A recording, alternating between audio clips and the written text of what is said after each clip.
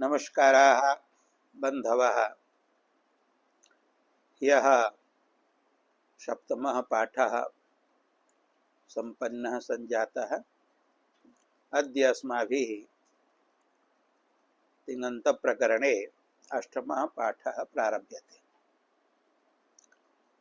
विगतदिवसे परस्मैपदानां णलतुसु स्थलतुसणल्वमाः इति सूत्रं व्याख्यायमानम् आसीत्, यस्य अर्थः अस्ति लिटः अर्थात् लिडादेशानां, परस्मैपदानां अर्थात् परस्मैपदसंज्ञकानां, तिवादीनां नवानां प्रत्ययानां स्थाने नलादयः नव आदेशाः भवन्ति।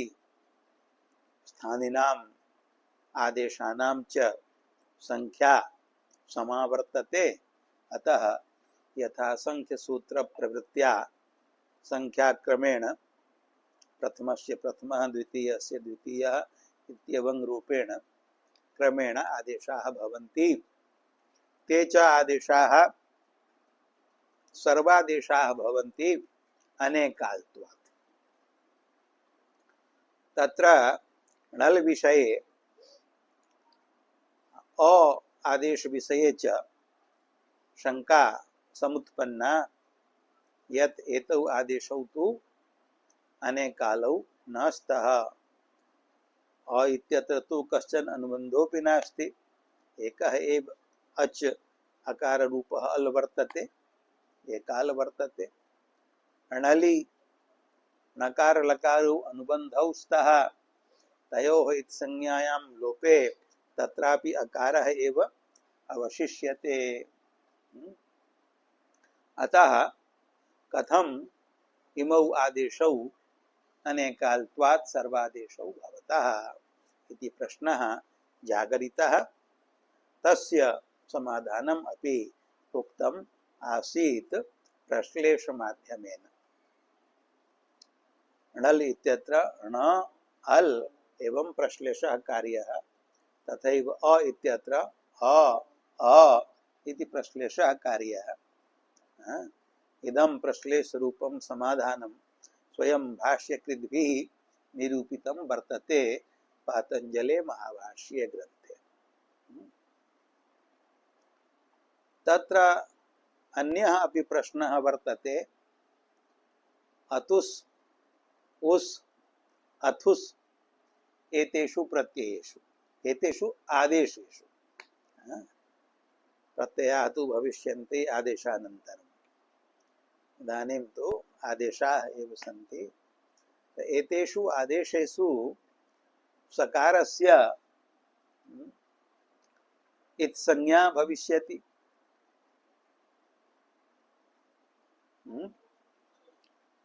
हलन्त्यम् उपदेशे अन्त्यं हल् इति स्यात्। उपदेशः वर्तते अतुस् उस् अथुस्। एतेषु अन्त्यः हल् वर्तते सकारः। तस्य सकारस्य इत्संज्ञा भविष्यति।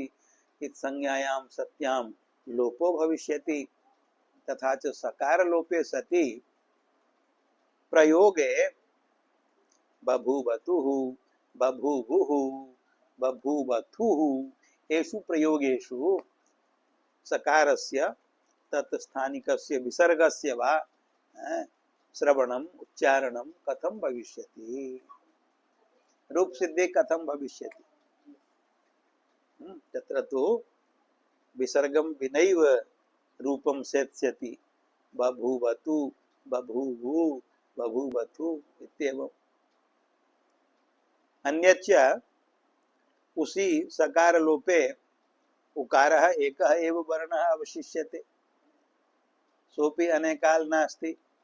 अतः अनेकाल्त्वात् सर्वादेशोऽपि कथं भवति। उस् झेः स्थाने उस् सर्वादेशः कथं स्यात्, अयमपि प्रश्नः वर्तते। अनयोः उभयोः प्रश्नयोः समाधानम् अपि प्रश्लेषेणैव कृतं वर्तते। अत्रापि सकारान्तरस्य प्रश्लेषः क्रियते। अतुस् स उस् स अथुस् स इति एवं रूपेण एकस्य सकारस्य प्रश्लेषः अस्ति, परन्तु शकारद्वयं तु न श्रूयते सूत्रे। सूत्रे तु एक एव सकारः श्रूयते। तर्हि प्रश्लिष्टः यः द्वितीयः सकारः स क्व गतः इति प्रश्नः स्यात्। तस्य समाधानम् इदं यत् तस्य सकारस्य संयोगान्त लोपो भवति। संयोगान्त लोपेन एकः एव सकारः अवशिष्यते, परन्तु तत्र सकारद्वयं वर्तते। यत्र अन्तिमः सकारः यस्य सकारस्य लोपो जातः स एव सकारः उपदेशे अन्त्यः वर्तते।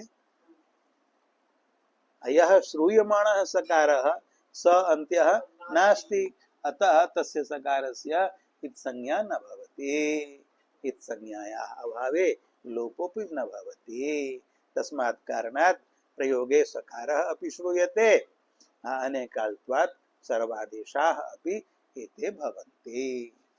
इत्थं च शास्त्रकृद्भिः समाधानं कृतं वर्तते। एवं च सिद्धान्तः अयं यत् तिवादीनां स्थाने नलादयः आदेशाः क्रमेण सर्वादेशाः भवन्ति। तेन तिपः स्थाने णल् आदेशो भवति, तसः स्थाने अतुस् आदेशो भवति, झेः स्थाने उस् आदेशो भवति, सिपः स्थाने थल आदेशो भवति, थसः स्थाने अथुस् आदेशो भवति, थस्य स्थाने अह आदेशो भवति, मिपः स्थाने णल् आदेशो भवति, वसः स्थाने व इति आदेशो भवति, मसः स्थाने म इति आदेशो भवति। एवं च अत्र प्रथम पुरुषैक वचन रूपं साध्यते। तत्र भू ति इति अवस्था आसीत्, तत्र तेः स्थाने णल् आदेशः क्रियते, सर्वादेशो भवति। तेः स्थाने णलि आदेशे कृते अनुबंध लोपे तत्र अकारः अवशिष्यते। आदेशानन्तरं तु णल् इति प्रत्ययः संजातः स्थानिवद् भावेन। आदेशात् प्राक् प्रत्ययः नासीत्, आदेशानन्तरं प्रत्ययः संजातः स्थानिवद् भावेन। तिपि यत् प्रत्ययत्वं तत् स्थानिवद् भावेन णलि आयाति। नल् इति प्रत्ययः अस्ति, अतः प्रत्ययादिः यः नकारः टवर्गः तस्य इत्संज्ञा लोपो भवति। एवं च तत्र अ इति अवशिष्यते। तर्हि किं रूपं जातं? भू अ इति। अस्यां दशायां किं किं कार्यं प्राप्तं भवति? भू अ इत्यत्र णल् प्रत्ययः णित् वर्तते। नकारस्य इत्संज्ञा अस्ति, तस्मात् कारणात् णल् प्रत्ययः णित् वर्तते। णित्वात् तस्मिन् परे भू इति यत् अजन्तम् अङ्गं तस्य वृद्धिः प्राप्ता भवति। अचो इति अजन्ताङ्गस्य वृद्धिः स्यात्। नीति नीति च प्रत्यये परे णित् प्रत्ययः अस्ति णल्, तस्मिन् परे अजन्तम् अङ्गं वर्तते भू इति, तस्य अङ्गस्य वृद्धिः प्राप्ता अस्ति। अपरं च कार्यं प्राप्तम् अस्ति। किं? भुगागमः। तदर्थं सूत्रम् उच्यते भू अ इति स्थिते भुवो बुग् लुङ् लिटोः भुवो भुगागमः स्यात् लुङ् लिटो रचि। भुवः इति षष्ठ्येकवचनान्तं, वुक् प्रथमैकवचनान्तं, लुङ् लिटोः षष्ठी द्विवचनान्तं। त्रीणि पदानि वर्तन्ते सूत्रे। अचि इति अनुवर्तते। कस्मात्? अचिष्णु धातु ध्रुवां योर्य नुम्गौ इत्यस्मात् सूत्रात् अचि इति पदम् अनुवर्तते। तेन सूत्रस्य अर्थो भवति भुवो भुगागमः स्यात्। भू धातुः आगमी वर्तते, वुक् तस्य आगमः अस्ति। अनेन सूत्रेण विधीयते भुगागमः। भू धातोः वुक् आगमो भवति। कदा भवति? तो लुंग लिटो अचि, लुंग लकार संबंधी यह अच तस्मिन् परे, अथवा लिट लकार संबंधी यह अच तस्मिन् अचि परे भवति। अत्र भू अ इति स्थिते अच वर्तते अकारः, स च अकारः लिट लकार संबंधी वर्तते। अतः तस्मिन् अकारे परे भू इति शब्दस्य धातोः बुक् आगमः प्राप्तः अस्ति। कार्यद्वयं प्राप्तम् अस्ति, एका वृद्धिः अपरः बुगागमः। एतयोः कार्ययोः प्राप्तयोः किं स्यात् प्रथमं विचारणीयं भवति। तत्र भुवो भुक् लुङ् लिटोः इत्यपेक्षया अचो इणिति इति वृद्धिः वृद्धिशास्त्रं परं वर्तते। परत्वात् बुगागमं बाधित्वा वृद्धिः प्राप्ता भवति। एवं मध्यम पुरुषैक वचने थली सार्वधातुकार्धधातुकयोः इत्यनेन भूधातोः इगन्तस्य अङ्गस्य गुणः प्राप्तो भवति। तत्रापि थलः इडागमे कृते सति लिट् लकार संबंधी अच वर्तते इकारः, तस्मिन् अचि परे बुगागमोऽपि प्राप्तो भवति। तत्रापि गुणः वर्तते परः, बुगागमः वर्तते पूर्वः। तो पूर्वं बुगागमं बाधित्वा परत्वात् गुणवृद्धि प्राप्नुतः। किन्तु शास्त्रकारो ब्रवीति नित्यत्वात् वुक् गुणवृद्धि बाधते। गुणवृद्धि तु परौ स्तः, परम अयं बुगागमः नित्यः अस्ति, नित्यः भवति। कः यः अन्यस्मिन् कार्ये कृतेपि प्रवर्तते अकृतेपि प्रवर्तते, सः विधिः भवति नित्यः। अयं बुगागमः नित्यः वर्तते। कस्मात् कारणात्? तो वृद्धौ सत्याम् अपि बुक् भवितुम् अर्हति, वृद्धौ असत्याम् अपि बुक् भवितुम् अर्हति। यदि वृद्धिः संजायते भूधातोः तर्हि तस्य रूपं भविष्यति भौ। तो भौ इति रूपम् अपि एकदेश विकृत मनन्यवत् इति परिभाषया भूधातुरेव वर्तते। एकदेश विकारे जायमानेपि तत्र अन्यत्वं न आयाति। भूधातौ वृद्धौ सत्याम् अपि भौ इति रूपम् अपि भूधातुरेव वर्तते। अतः तत्र भूबुद्ध्या बुगागमः भविष्यति। अचि परे अच वर्तते अकारः, तस्मिन् परे भूधातुः भौ इति रूपं, तस्य बुगागमः भविष्यति। अकृतायां वृद्धौ तु प्राप्तः एव बुगागमः। बुगागमः वृद्धौ सत्याम् अपि भवितुम् अर्हति, वृद्धौ असत्याम् अपि भवितुम् अर्हति। अतः बुगागमः नित्यः। वृद्धिस्तु अनित्या, वृद्धेः सा कथा नास्ति। यतोहि यदि पूर्वं बुगागमो भवति तदनन्तरं वृद्धिः प्राप्यते किम्? बुगागमे सति भूधातुः भूव इति रूपं जायते, तदा वृद्धिः भवितुम् अर्हति किम्? नहीं। यतोहि बुगागमे सति भूव इति अजन्तम् अंगम न भवति, अतः तस्य वृद्धिः न प्राप्नोति। तस्मात् कारणात् वृद्धिः अनित्या। एवमेव गुण विषयेपि वक्तव्यं।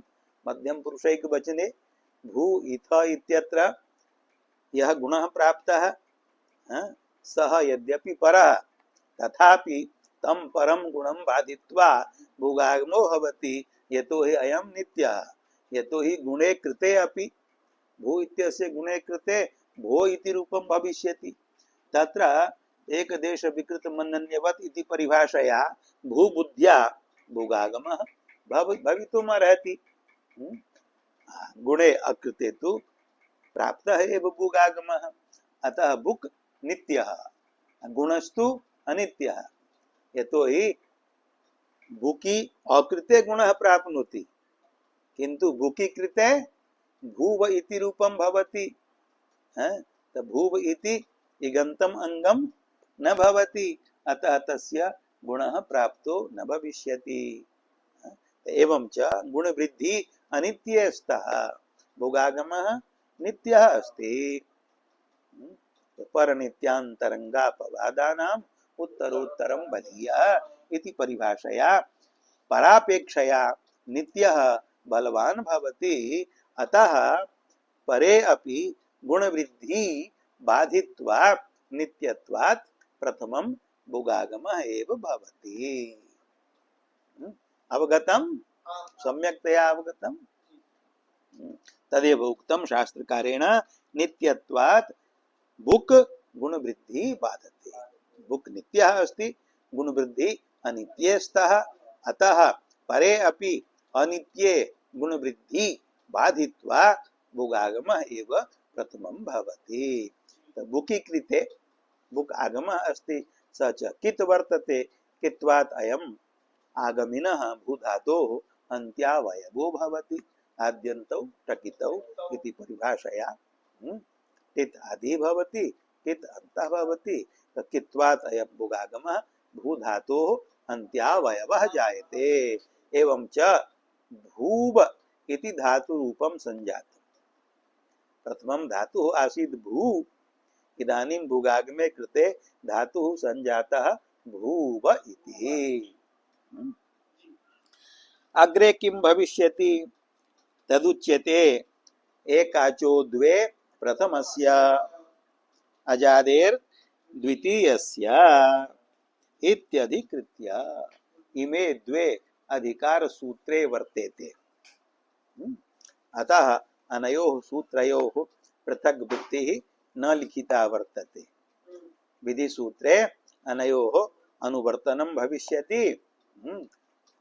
ततः विधि सूत्रस्य अर्थस्य पूरके इमे सूत्रे भविष्यतः। विधि सूत्रम् अस्ति अग्रे लिटि धातोरनभ्यासस्य इति। अस्मिन् सूत्रे तयोः अधिकार सूत्रयोः एकाचो द्वे प्रथमस्य इत्यस्य अजादेर् द्वितीयस्य इत्यस्य च अनुवृत्तिर्भविष्यति। तदनन्तरम् अस्य सूत्रस्य अर्थो भविष्यति लिटि परे अनभ्यास धात्ववयवस्य एकाचः प्रथमस्य द्वे स्तः आदिभूतात् अचः परस्य तु द्वितीयस्य। त्रयाणां सूत्राणां मेलनेन अयम् अर्थः संजातः। तत्र एकाचो द्वे प्रथमस्य इति सूत्रे एकाचः इति षष्ठ्येकवचनान्तं पदं वर्तते। तत्र च एकाचः इति पदे एकशब्दस्य अच् शब्देन सह तद्गुणसंज्ञानो बहुव्रीहिः समासो वर्तते। एकः अच् यस्य स एकाच्। अवयवी समुदायः अन्य पदार्थः।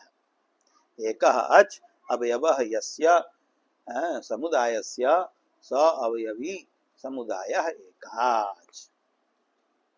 तो एकाचः इत्यत्र षष्ठ्येकवचनं द्वे इति प्रथमा द्विवचनं नपुंसकलिङ्गे द्विशब्दस्य प्रथमस्य इति षष्ठ्येकवचनं वर्तते। अजादेर् द्वितीयस्य इति सूत्रे द्वे पदे स्तः अजादेः इति एकं द्वितीयस्य इति द्वितीयं। तत्र अजादेः इत्यत्र नास्ति बहुव्रीहिः किन्तु कर्मधारया वृत्तौ अर्थ व्याख्याने स्पष्टं भविष्यति। अच् चासौ आदिश्च इति अजादिः तस्मात् अजादेः अत्र पंचम एकवचनं वर्तते। अच् शब्दस्य आदिशब्देन सह कर्मधारय समासः अस्ति। समस्तात् पंचम एकवचनं वर्तते विभक्ति ही अजादे ही इत्यत्र अद्वितीयस्य इति षष्ठे एकवचनान्तम् लिटि धातोरनभ्यासस्य इति सूत्रे लिटि इति सप्तम एकवचनान्तं धातोः इति षष्ठे एकवचनान्तम् अनभ्यासस्य इति षष्ठे एकवचनान्तम् तर्हि त्रयाणां सूत्राणां मेलनेन अर्थः संजातः लिटि परे लिटि लकारे परे किं भवति द्वे स्तः द्वे उच्चारणे भवतः लिटि लकारे परे द्वे अर्थात द्वे उच्चारणे अत्र द्वि प्रयोग पक्षः वर्तते भाष्यादौ सिद्धान्तितं वर्तते द्विर्वचनं द्वि प्रयोगः न तु आदेश रूपः अत्र वर्तते एकस्य शब्दस्य द्वि उच्चारणं द्वे अर्थात उच्चारणे द्वे उच्चारणे कस्य द्वे उच्चारणे भवतः लिटि लकारे परे द्वे उच्चारणे भवतः कस्य भवतः तत्र उक्तम् अनभ्यासस्य धातोः प्रथमस्य एकाचः अनभ्यासस्य अभ्यास भिन्नस्य न तु अभ्यासस्य न अभ्यास अनभ्यास तस्य अनभ्यासस्य अभ्यास भिन्नस्य धातोः अत्र या षष्ठी सा अवयव षष्ठी वर्तते अतः धातोः इत्यस्य अर्थः धातोः अवयवस्य अभ्यास भिन्नस्य धातोः अवयवस्य धातोः अवयवस्य कस्य प्रथमस्य एकाचः तस्य द्वे उच्चारणे भवतः सूत्रस्य अर्थः संजातः लिटि लकारे परे यो धातुः तस्य धातोः अभ्यास भिन्नः यः प्रथमः एकाच तस्य प्रथमस्य एकाचः द्वे भवतः अर्थात द्वे उच्चारणे भवतः अवगतम् लिटि लकारे परे धातोः प्रथमस्य एकाचः अभ्यास भिन्नस्य द्वे उच्चारणे भवतः किन्तु अजादेर द्वितीयस्य इति द्वितीयाधिकार सूत्रस्य अनुवृत्त्या अग्रे अर्थः जायते आदिभूतात् अचः परस्य तु द्वितीयस्य अत्र अजादेः इत्यत्र कर्मधारय समासस्य कारणात् एतादृशः अर्थः संजातः अच आदिः अच्छासौ आदिश्च अजादिः तस्मात् अजादेः अतः अस्य अर्थः जातः आदिभूतात् अचः आदिः यो अच तस्मात् परस्य द्वितीयस्य एकाचः द्वित्वं भवति यदि धातुः अजादिः वर्तते तर्हि प्रथमस्य एकाचः नहीं अपितु द्वितीयस्य एकाचः द्वित्वं भवति यदि तत्र द्वौ एकाचौ वर्तेते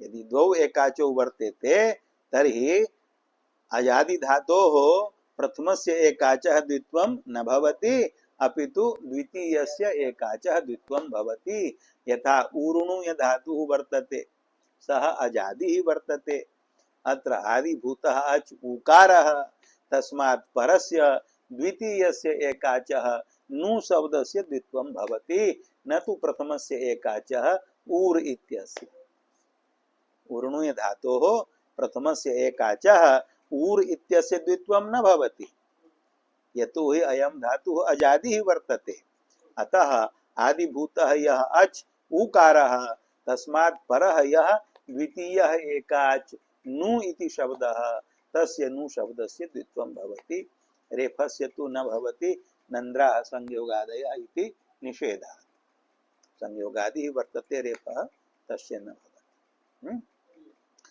इति त्रयाणां सूत्राणां मेलनेन अर्थः संजातः। लिटि लकारे परे यो धातुः तस्य धातोः यः अनभ्यासः अर्थात अभ्यास भिन्नः प्रथमः एकाच तस्य एकाचः द्वित्वम् अर्थात द्विप्रयोगो भवति द्वे उच्चारणे भवतः। यदि धातुः अजादिः वर्तते तत्र यदि आदिभूतात् अचः परस्परः द्वितीयः एकाच वर्तते तर्हि तस्य द्वितीयस्यैव एकाचः द्वित्वं भविष्यति न तु प्रथमस्य एकाचः इति। स्पष्टः अर्थः अवगतः। काचित् अस्पष्टता तु न अनुभूयते। यदि अस्पष्टता अस्ति अर्थावगमे तर्हि वक्तव्यम् अत्रैव समाधानं भविष्यति। अत्र सूत्रे अनभ्यास ग्रहणं किमर्थम् इत्यधिकृत्य व्याख्यात्रीणां शास्त्रकाराणां बहुव्याख्यानं वर्तते। तत्र संक्षेपेणैव वक्तव्यं भाष्यकृद्भिः अनभ्यासस्य इत्यस्य प्रत्युदाहरणं दत्तं नो नाव वैदिकः अयं प्रयोगः नो नाव नु धातोः यङि प्रत्यये नो नूय इति यङन्तो धातुर्भवति। तत्र नु धातोः यङ प्रत्यय निमित्तकं द्वित्वं भवति। द्वित्वे कृते सति नो नूय इति धातुः संजायते। तस्मात् नो नूय धातोः लिटि रूपं वर्तते प्रथम पुरुषैकवचने नो नाव।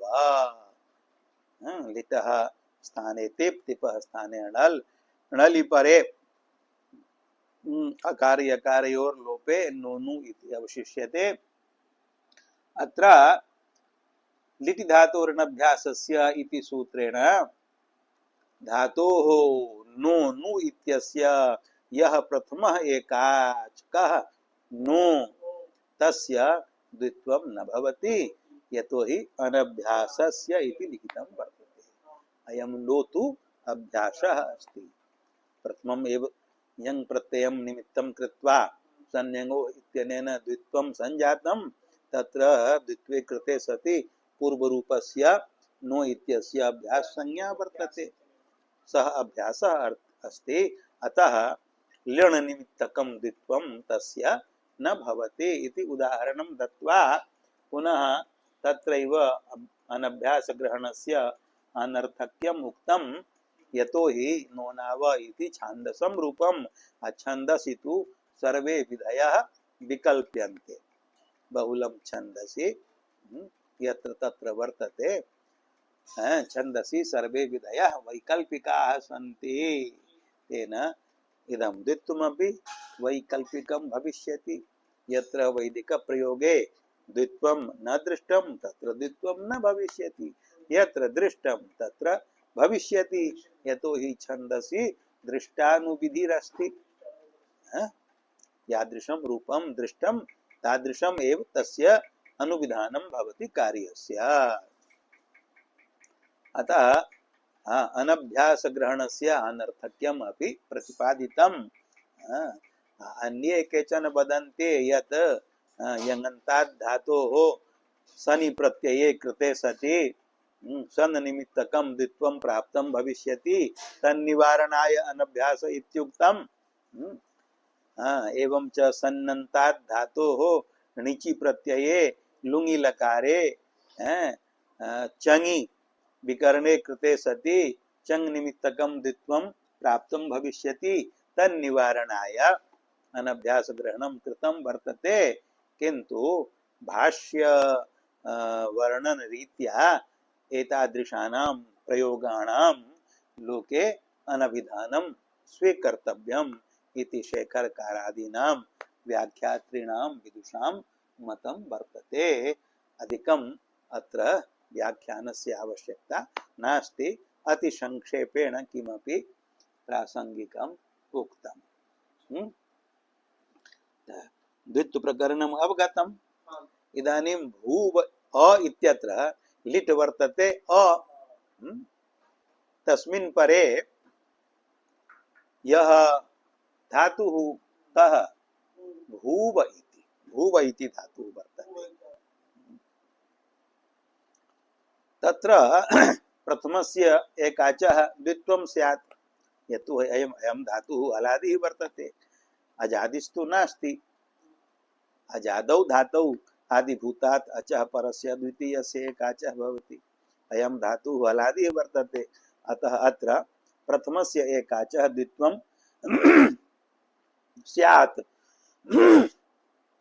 अत्र इदं विचारणीयम्, अत्र एकाचः के सन्ति, कति एकाचः सन्ति? भूव इत्यत्र कति एकाचः सन्ति? चत्वारः एकाचः अत्र सन्ति। भू इति एकः एकाच, वकार सहितः भूव इत्यपि एकः एकाच, भकार विरहितः वकार सहितः ऊव इत्यपि एकाच, भकार वकाराभ्यां विना उ इत्यपि व्यपदेशीबद्ध भावेन एकः एकाच। एवं च अत्र चत्वारः एकाचः वर्तन्ते। एतेषु चतुर्षु एकाक्षु प्रथमः एकाच कः? उ इति तु न प्रथमः, उव इत्यपि न प्रथमः। प्रथमः एकाच वर्तते भू वकार रहितोपि भूव इति वकार सहितोपि, इमौ द्वौ प्रथमौ स्तः। भू इत्यपि प्रथमः एकाच, अवकार सहितः भूव इत्यपि प्रथमः एकाच। तयोः एकाचोः मध्ये कस्य द्वित्वं स्यात् इति विचारे उपस्थिते वक्तव्यं। न्यायः वर्तते वृक्षः प्रचलन् सहावयवैः प्रचलति।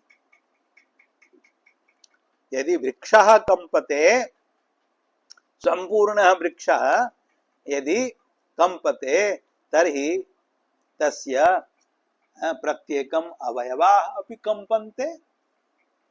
वृक्षः यदि चलति, समुदायः वृक्षः सः यदि चलति, तर्हि तस्य प्रत्येकम् अवयवाः, शाखाः, पत्राणि, पुष्पाणि, शाखाः सर्वे चलन्ति, सर्वे कंपन्ते।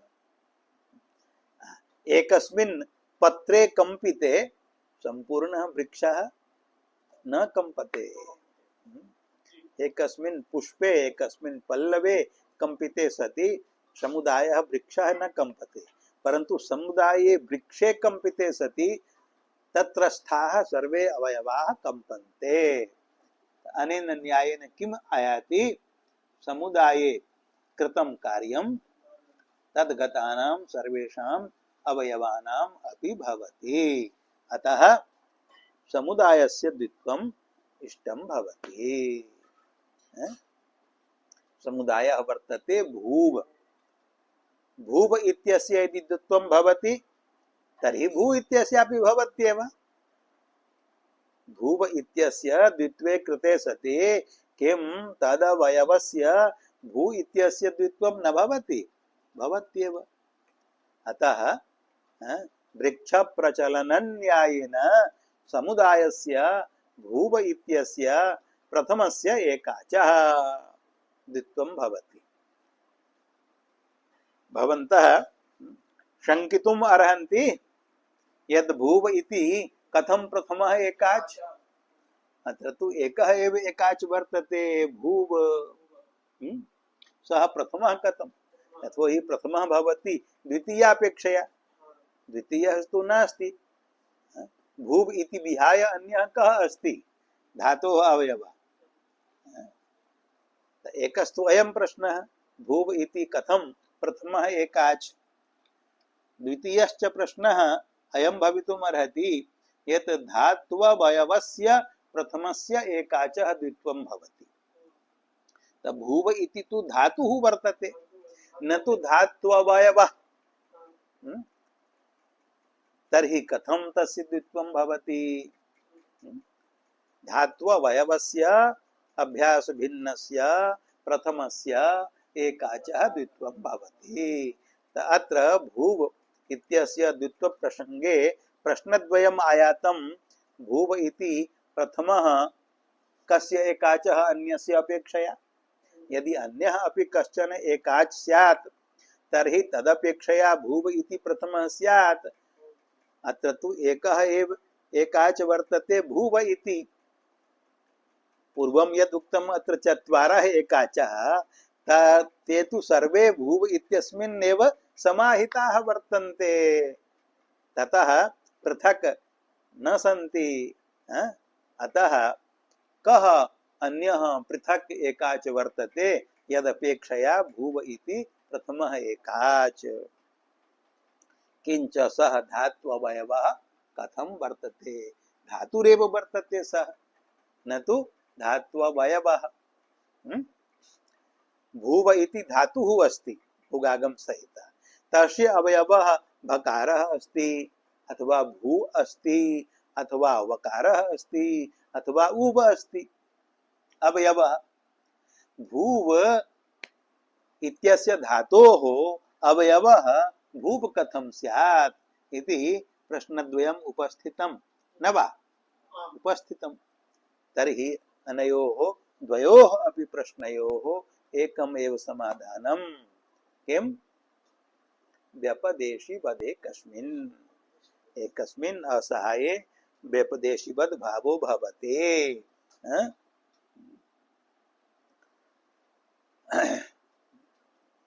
व्यपदेशिवद् भावेन यथा देवदत्तस्य एक एव पुत्रः, स एव ज्येष्ठः, स एव मध्यमः, स एव कनिष्ठः, तथैव भूव इति एकः एव एकाच वर्तते। स एव प्रथमः, स एव द्वितीयः, स एव तृतीयः। व्यपदेशिवद् भावेन तत्र प्रथमत्वम् अपि आयाति। एवमेव व्यपदेशिवद् भावेनैव तत्र धात्ववयवत्वम् अपि आयाति। धात्ववयवः अपि स एव भूव, धातुरपि भूव, तदवयवोऽपि भूव इत्येव व्यपदेशिवद् भावेन। अतः व्यपदेशिवद् भावेन भूव इत्यस्य धातोः यः प्रथमः एकाच अवयवः भूव इत्येव। धातुरपि भूव, तस्य धातोः अवयवः अपि भूव, प्रथमः एकाच अपि भूव, तस्य भूव इत्यस्य धातोर् द्वित्वं भवति, अर्थात द्विप्रयोगो भवति। द्विप्रयोगे कृते सति रूपं जायते भूव भूव अ इति। अग्रे भूव भूव अ इत्यस्यां स्थितौ कानिचित् अभ्यास कार्याणि सन्ति। तत्र पूर्वम् अभ्यास संज्ञा विधेया। अभ्यास संज्ञा विधानार्थं सूत्रं वर्तते पूर्वोऽभ्यासः। अत्र ये द्वे विहिते तयोः पूर्वः अभ्यास संज्ञः स्यात्। द्विपदं सूत्रं वर्तते पूर्वोऽभ्यासः। पूर्वः इति एकं पदं उद्देश्यम्, अभ्यासः इति द्वितीयं पदं विधेयम्। द्वे अपि पदे प्रथमैकवचनान्ते वर्तेते। पूर्वः अभ्यास संज्ञको भवति। सूत्रस्य अर्थः पूर्वः अभ्यास संज्ञको भवति, पूर्वस्य अभ्यास संज्ञा भवति। पूर्वः इत्युक्ते आकांक्षा जायते। कस्य पूर्वः? शाकांक्ष शब्दः अयम्। पूर्वः इत्युक्ते कस्मात् पूर्वः, कस्य पूर्वः इति आकांक्षा स्वाभाविकी भवति। तत्र उच्यते अत्र ये द्वे विहिते तयोः पूर्वः। साष्ठ द्वित्व प्रकरणे एव इदं सूत्रं वर्तते। लिटि धातोरनभ्यासस्य इति सूत्रेण द्वित्वं विहितम्। अस्मिन्नेव प्रकरणे पूर्वोऽभ्यासः इति सूत्रमपि वर्तते। अत्र अस्य सूत्रस्य अर्थो भवति अस्मिन् षाष्ठे द्वित्व प्रकरणे, अत्र अत्र अर्थात अस्मिन् षाष्ठ द्वित्व प्रकरणे ये द्वे विहिते द्वे उच्चारणे कृते एकस्य शब्दस्य एकस्य धातोः अवयवस्य तत्र यः पूर्वः तयोः द्वयोः प्रयोगयोः यः पूर्वः प्रयोगः सः पूर्वशब्दः अभ्यास संज्ञको भवति। यथा भूव भूव इति द्विः प्रयोगो वर्तते, तत्र यः पूर्वः भूव शब्दः तस्य भूव शब्दस्य अभ्यास संज्ञा कृता। संज्ञा सूत्रमिदं वर्तते। तो प्रथमस्य भूव शब्दस्य अभ्यास संज्ञायां जातायाम् अग्रे किं भविष्यति उच्यते हलादिः शेषः। इदं त्रिपदं सूत्रं। हल इति पृथक्, आदिः इति पृथक् पदं वर्तते। शेषः त्रीणि अपि पदानि प्रथमैकवचनान्तानि सन्ति। अत्र अभ्यासस्य इति पदम् अनुवर्तनीयम्। अत्र लोपोऽभ्यासस्य इति सूत्रात् अभ्यासस्य इति पदम् अनुवृत्तं भवति। तेन सूत्रस्य अर्थो भवति अभ्यासस्य आदिः हल् शिष्यते। शेषः इत्यत्र कर्मणि घञ् वर्तते, कर्मणि अर्थे घञ् प्रत्ययो वर्तते शिष्य धातोः शिष्यते इति शेषः। अतः शेषः इत्यस्य अर्थो जातः शिष्यते। शिष्यते इत्यस्मिन् अर्थे शिष्य धातोः कर्मणि घञ् प्रत्ययः अस्ति। घञ् प्रत्ययान्तं रूपं वर्तते शेषः। अतः शेषः इत्यस्य अर्थः कृतः वृत्तौ शिष्यते। कः शिष्यते? आदिः हल्। कस्य आदिः हल्? अभ्यासस्य। अभ्यासस्य आदिः हल् शिष्यते। अर्थात यदि एकस्य शेषः भवति तेन शेषपदेन आयाति अन्येषां लोपः। इतर निवृत्ति पूर्वकम् अवस्थानं शेषः। शेषः इत्यस्य अर्थः इतर निवृत्ति पूर्वकम् अवस्थानम्। इतरेषां निवृत्तिः भवति, एकस्य अवस्थानम् अवस्थितिः भवति, स एव शेषः। आदिः हल् शिष्यते अर्थात अन्ये हलो लुप्यन्ते। कुत्र? अभ्यासे। अभ्यासः वर्तते प्रथमः भूव इति शब्दः। तत्र द्वौ हलौ स्तः, भकारः वकारश्च। तत्र आदिः हल् वर्तते, भकारः स शिष्यते, अन्यः हल् वर्तते वकारः स लुप्यते। अभ्यासे भूव शब्दे वकारस्य लोपो जातः। अनेन सूत्रेण हलादिः शेषः इति सूत्रेण किं जातम् इति वलोपः, वकारलोपः। वकारलोपे कृते सति किं रूपं जातम्? भू भूव और। अत्रैव स्थातव्यम्। ओम शांति शांति शांति।